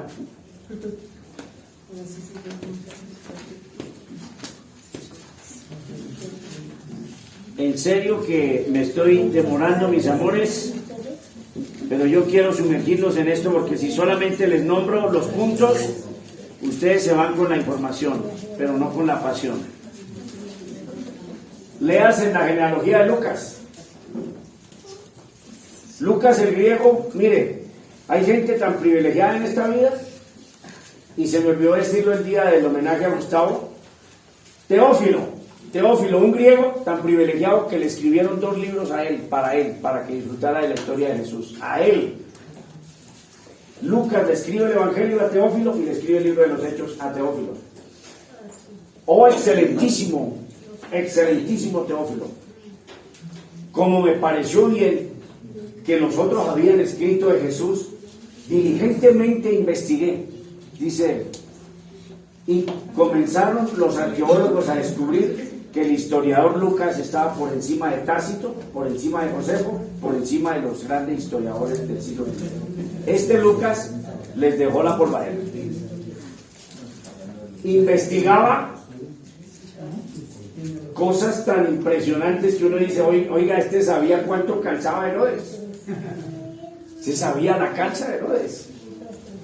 Evangelio de Juan, mire, lejos de aquí a la luna de que el propósito de Juan fuera demostrarle a alguien que Jesús era descendiente de alguien. No tenía eso en su mente, lejos. Es más, ¿sabe qué dijo Juan? Para genealogías y todo eso, Mateo hizo un trabajo excepcional, dijo Juan. Era su compañero. Digo, el chino Mateo me dejó apenas, mejor dicho, me dejó el polvero. Este es un tremendo historiador, yo no voy a perder el tiempo. Mire cómo arranca Juan. Entonces usted en el primer versículo, por eso el primer versículo hay que prestarle atención, al primero. No es por allá la trama y todo eso, es al primero. El primero de una vez, casi que el primero nos dice el propósito. La Biblia tiene ese distintivo precioso, que el primer verso prácticamente arroja todo el propósito. Mire Juan. En el principio era el verbo. Palabra. Era. O sea, ya está. En el principio era el verbo. Y el verbo era con Dios. Y el verbo era Dios. Este era en el principio con Dios. Todas las cosas por Él fueron hechas. Y sin Él nada de lo que ha sido fue hecho. En Él estaba la vida, y la vida era la luz de los hombres. La luz resplandece en las tinieblas, y las tinieblas no prevalecieron contra ellas. Y después de esa introducción arrancó diciendo: hubo un hombre enviado por Dios que se llamaba Juan.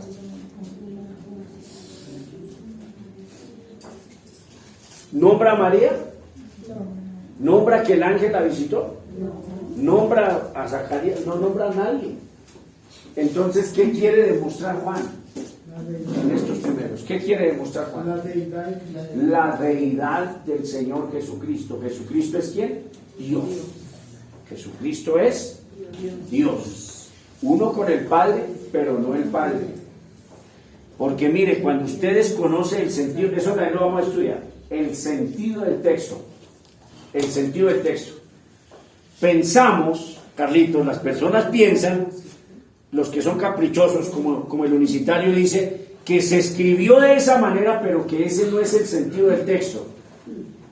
Vamos a suponer que Juan está diciendo que Jesucristo es el Padre, que Jesucristo es Dios. ¿Cómo lo hubiera escrito? Dios ha existido desde el principio. Esa sería su forma de comenzar a escribir. Dios ha existido desde siempre. Y Dios vino y se hizo hombre. Así. Hubiera empleado esos términos, ¿cierto? Pero mire cómo arranca. En el principio era ¿quién? ¿Nombró a Dios?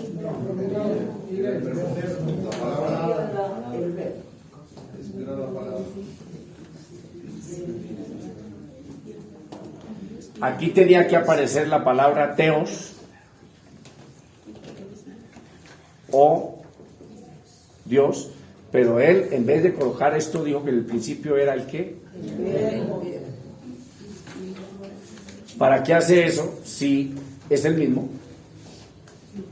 ¿Para qué se pone él a enredarnos con eso?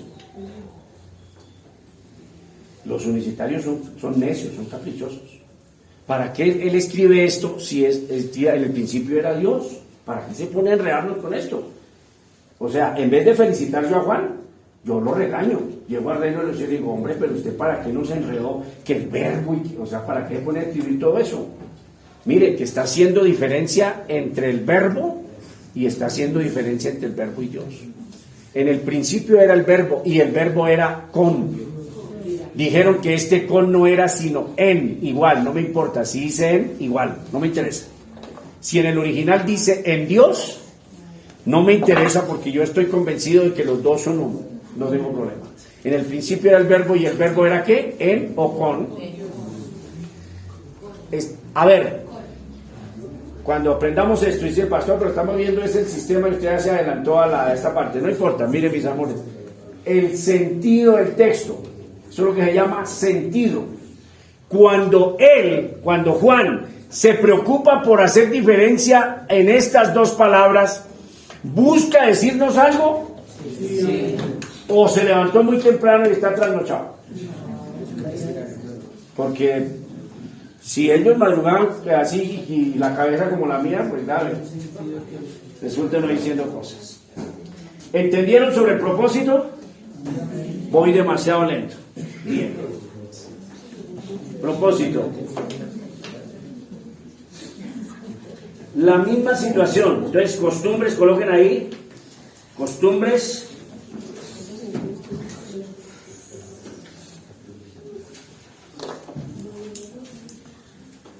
¿Puedo borrar esto? Bien. Ojo con esto. Transculturas.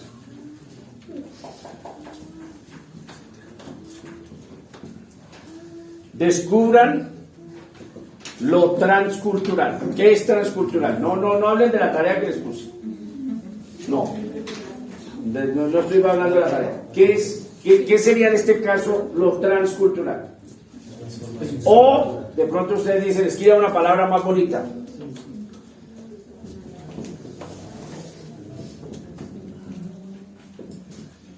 Nómbreme en un país en la actualidad que es multicultural. Nómbreme en un país multicultural. Bien, pero hay otro más locura. Estados Unidos de América. Of America. Estados Unidos de América. Multicultural. Usted encuentra chinos, nepaleses, hindúes, europeos, colombianos, salvadoreños. Mejor dicho, de toda la gente del planeta Tierra la encuentra usted en Estados Unidos. Es un país que multicultural. Si se hubiera desarrollado la Biblia en un país multicultural como Estados Unidos, ¿lo refleja el autor? Claro, ¿cierto? Entonces, comiencen ustedes a descubrir culturas que podrían afectar. Entonces, cuando usted lee las cartas de Pablo, comienza a notar que había culturas que afectaban. ¿Por qué? Porque al ser multicultural, la ciudad o el país afectan. Pregunto, entonces, vengámonos para acá, para Colombia. ¿Ha afectado la cultura venezolana? ¿Ha afectado al país? ¿O no lo ha afectado? Entonces, el dialecto comenzó a hacerse en los familiares ya. O sea, escucha usted en los buses y ya ese dialecto que es de los... yo imito por lo menos unos 2 o unos 3 dialectos y el resto me quedan grandes. No soy capaz de imitar ni a un pastuso, ni a un venezolano, pero a un mexicano, órale mis cuates, entonces ya lo imita uno bien, ¿cierto? Entonces dice, órale mi hermano Jason, no te rajes. Bien, el dialecto paisa, todo esto, pero ¿ha afectado la cultura? Ya ha afectado. ¿Afectó la economía? Sí. ¿Afecta la cultura? Sí. Afectó la cultura. A tal punto, mire, que la cabeza del ser humano es extraña. Hombres que dejaron sus esposas, que por irse con venezolanas, y aquí yo quisiera de pronto apagar ahí, pero mire, tienen las mismas cosas en la misma parte y sirven para lo mismo. ¿Qué es eso de estar uno con su cabeza tan torcida? ¿Me entendieron? Para no de pronto... Entonces tienen acá y sirve para lo mismo. ¿Y que la de la venezolana sabe diferente o qué sé yo? O sea, hay una cosa mal. ¿Sí me están entendiendo? Hay una cosa mal. Señores de 60 años que dejaron sus esposas y destruyeron sus familias por irse con venezolanas. Una cosa que afectó la sociedad, la afectó.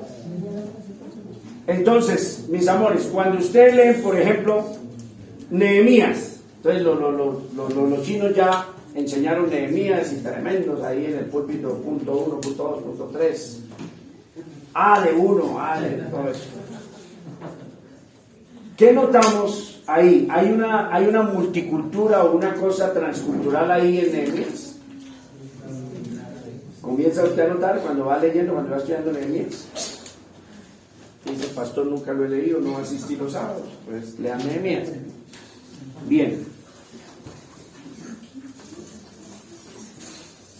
Igual, situación social, económica, política y religiosa. Coloquen eso. Coloquen eso. En lo social vamos a investigar economía,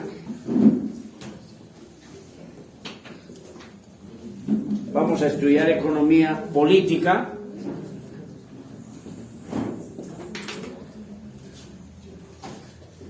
Política, religión,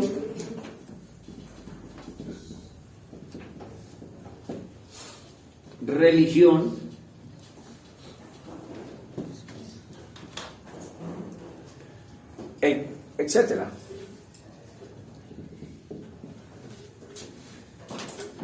Me da pena con Lady, estoy un poquito incómodo porque los veo sufriendo ahí, pero ya puede anotar todo, ¿sí? ¿Sí? Entonces hay que investigar eso.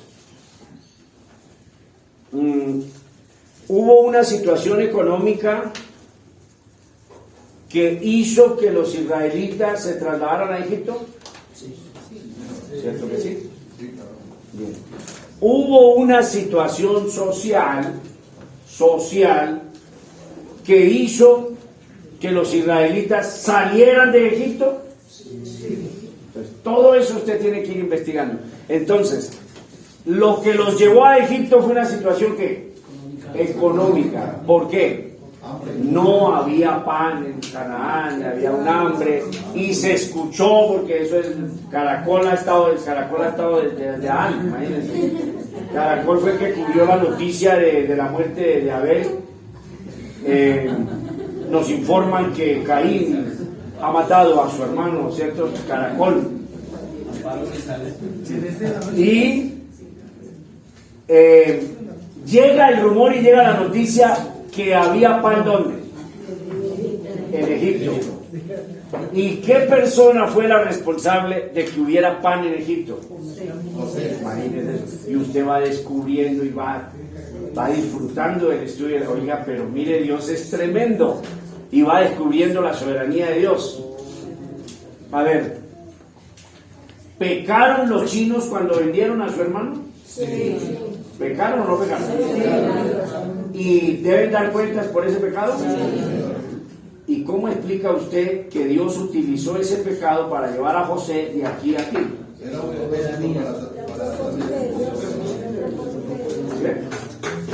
¿Comprenden la soberanía de Dios? Y a las personas no les gusta la soberanía de Dios. Les gusta a Dios que haga milagros y que conteste y que sane enfermedades. No les gusta la soberanía de Dios. No. ¿Y sabe qué? ¿Sabe cómo lo explica Pablo? Que todos gritamos ¡injusto! Que de una vez grita uno así, igual que Jonás, gritones, ¡injusto! ¿Cómo es posible que él utilice el pecado de los hermanos? Lo utilizó en favor. Utiliza pecados en favor de Dios. Y dice, pero Dios, sí, Él es soberano y Él hace eso. Acostúmbrese a respetar a Dios, a respetarlo y a dejarlo hacer lo que Él quiera hacer. Y ya, y usted no se ponga a cuestionar. Utiliza el pecado porque el propósito de Dios era que José llegara hasta allá, a que fuera para poder salvar su pueblo. Vice, es decir, no llegó a ser el faraón, pero era el segundo después de faraón. Si los hermanos no lo venden, no se logra eso. Pero los hermanos pecaron, sí pecaron, ¿cierto? Entonces, todo eso hay que estudiarlo y prestarle atención y crecer en ese conocimiento maravilloso. Bien, entonces esa es la interpretación. A esto le pusieron ahí contexto histórico. Paréntesis se hace más abierto.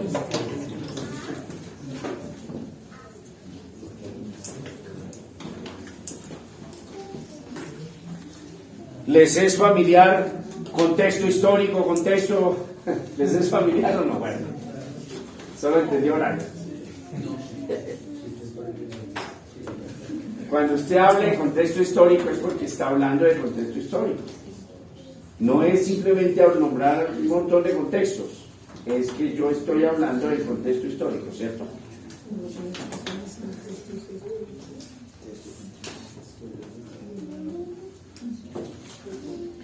¿Qué situación social se vivía en Egipto que hizo salir a los israelitas de Egipto? Bueno.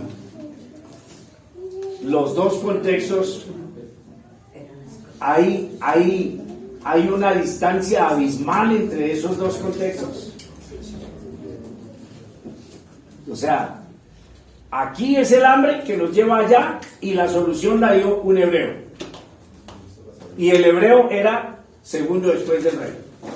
Y cuando usted mira 430 años después, 400, ¿qué pasó?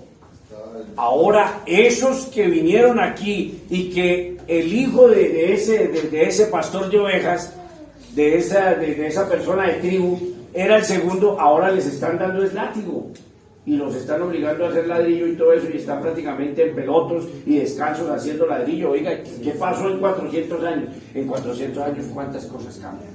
Ahora Dios ya no los está llevando, sino ahora Dios, ¿qué va a hacer? Sacar. ¿Encuentra usted la soberanía de Dios en todo? En todo. Usted dice que Dios fue el que planeó todas esas cosas. Bien. Todavía queda tiempo. Qué bueno, qué bonito. Me gusta eso cuando queda tiempo. Anotaron bien esto, ¿cierto? Interpretación. ¿Esta es la segunda? Sí. Numeran y me van diciendo.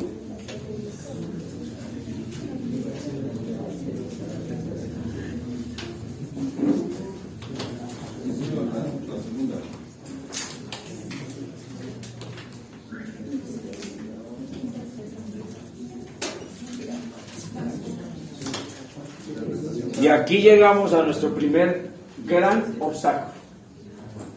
Aquí llegamos al primer obstáculo para el pastor y para todos ustedes. Pero no nos vamos a poner a llorar. Teníamos 10 minutos para llorar. Pero no nos vamos a poner a llorar. Nos envalentonamos. Entonces aquí llegamos al primer gran obstáculo. ¿Por qué? Porque yo no sé nada de gramática. Ustedes, pues lo más seguro es que ustedes sí sepan algo de gramática, bien. Pero yo no sé nada de gramática. Entonces llegamos a una encrucijada. Pero miren, si nosotros no vamos a la interpretación gramatical, por eso se escuchan predicaciones raras. Predicaciones raras. Por ejemplo, que en un lejano país llamado Nepal, en un lejanísimo país llamado Nepal, surgió un profeta, un pseudoprofeta llamado Custodio. Y que ese pseudoprofeta llamado Custodio en aquel lejano país dice que cuando se leen en el libro de los Hechos, bautícese cada uno de vosotros en el nombre de Jesús, que él está diciendo es que usted entra al río solo, usted entra solo. Entonces, Chinita, usted entra sola. Y a lo que está en la mitad del río acá, estamos nosotros aquí, el pastor está ahí, mi hija dice, yo me bautizo en el nombre de Jesús para perdón de mis pecados. Que porque la Biblia dice bautícese cada uno de vosotros. Noten ustedes lo grave de saber leer, pero no saber leer. Dice, está diciendo algo que no es. ¿Sabían ustedes que hay gente que sabe leer sin saber leer? Mire, mientras no sepamos gramática, vamos a llorar con el estudio de la Biblia mientras usted no sepa gramática. Pastor Pedro, si usted no aprende gramática y no lee algo de gramática, va a ser un predicador entre mediocre y no va a ser tan eficaz. Gramática, ¿cierto? Entonces, la interpretación gramatical, y yo creo que escribí algo por aquí, vamos a ver si, yo no sé si ustedes querrán escribir esto o no. Entonces, ¿qué es gramática? Lo primero.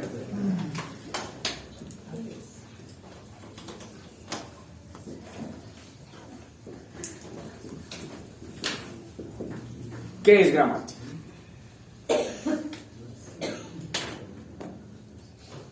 Un montón de palabras que uno dice, Dios mío, estas personas se habían bebido harto guarapo cuando escribieron todas estas palabras. Uno dice, habían echado harta chicha. Raíz etimológica. ¿Sabe qué me dijo un ciervito precioso también cerca de Nepal? Dijo, un indio montañero, ¿qué va a entender de raíz gramatical? de raíz etimológica. Entonces le dije siervo, yo soy indio patirajao, de ordeñar vacas y de campo, y por la gracia del Señor ya sé que es raíz etimológica. Es decir, porque la gente solo tiene primaria y porque la gente no ha tenido acceso a universidad, entonces la iglesia tiene que ser una iglesia mediocre que no estudia la Biblia porque solo tenemos quinto de primaria, o nos vamos a esforzar. Vamos a ponerle, ahora sí suena brusco, feíto, vamos a ponerle berraquera a esto y vamos a empezar a estudiar con actitud. Entonces, gramática, que cuando se habla de gramática, ¿de qué se está hablando? Es el conjunto de reglas, escriban, gramática, es el conjunto de reglas, también se dirían leyes, reglas o leyes, ya cito las dos palabras o una sola, pero sí, del lenguaje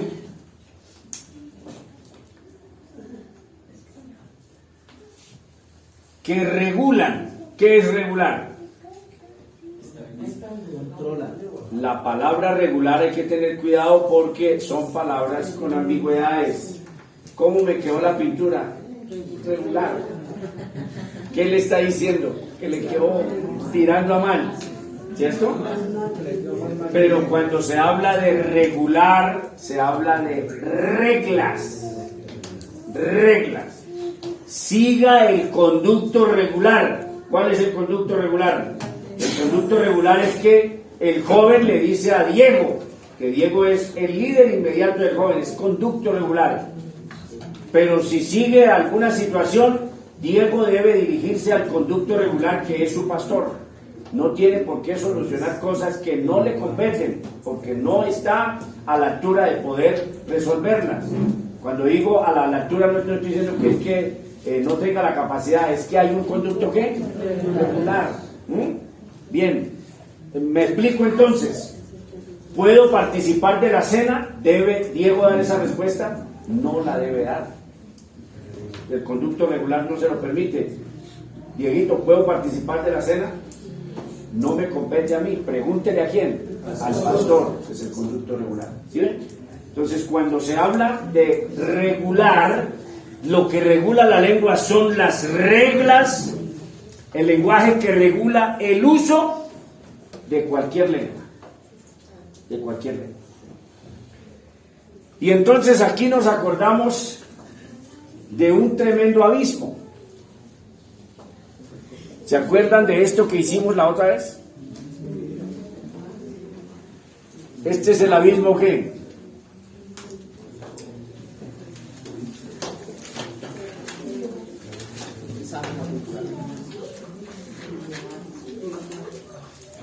del idioma. Esto es un abismo bravo. ¿Y sabe por qué, mis amores? Porque el conjunto de reglas que regulan, no estoy redundando, el conjunto de reglas que regulan en español no es el conjunto de reglas que regulan el griego koiné, que es el griego del primer siglo.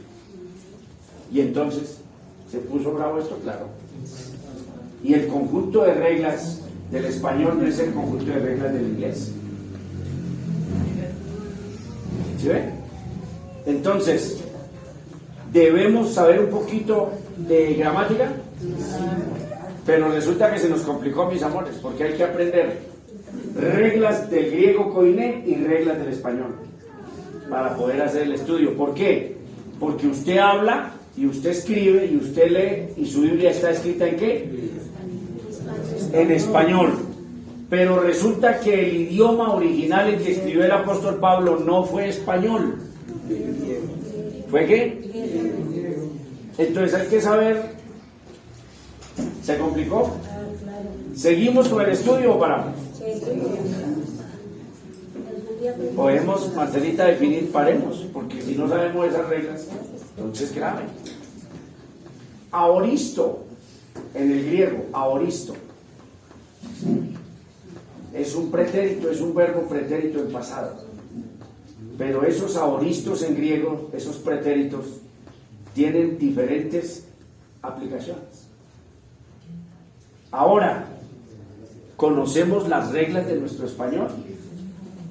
Hacemos un examen y nos rajamos todos aquí. Estoy seguro que nos rajamos todos. Incluso Yuli, que está siendo tecnólogo, y eso estoy seguro que Yuli se raja en las reglas del español. Diego, que está haciendo bachillerato y que ayer estaba viendo español, le aseguro que hago un examen y se raja. Nos rajamos todos. Entonces, la pereza, la indisciplina y el despropósito son un desastre en el culto. Las personas no saben y dicen, bautícese cada uno de vosotros. Que cada uno haga una fila. Hombre, no sea bruto, observe el sentido del texto. Señores unitarios, observe el sentido del texto en español y en griego, aprenda que el escritor del Evangelio de Juan, el apóstol Juan, está haciendo diferencia entre el verbo y Dios. En el principio era el verbo y el verbo era con Dios, el verbo era Dios. Y ellos dicen, yo me quedo con esta palabra, el verbo era Dios, o sea que omite las anteriores. No se puede, ¿cierto? Bien, mis amores, entonces nos colocaremos el próximo sábado a echarle una pequeña repasadita, muy diminuta, a la gramática. Yo la voy a pedir por revelación.